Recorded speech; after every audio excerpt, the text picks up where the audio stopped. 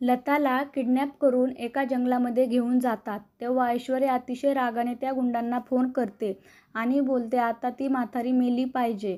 तिचा खून करून तिला नदीमध्ये तिचे तुकडे करून फेकून द्या.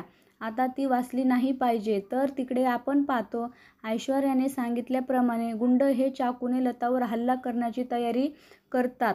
तर इकडे आपण पाहतो जानकी ही देवापुढे आपल्या आईला सुखरूप ठेव अशी प्रार्थना करते आणि आपण पाहतो गुंड हे चाकूने लतावर हल्ला करणारच. त्याच वेळेस त्या ठिकाणी त्या गुंडाला गोळी लागते. आपण पाहतो आपला चेहरा झाकलेला एक व्यक्ती त्या ठिकाणी येतो आणि तो बंदुकीने गोळी घालून दोन्ही गुंडांना ठार मारतो. आता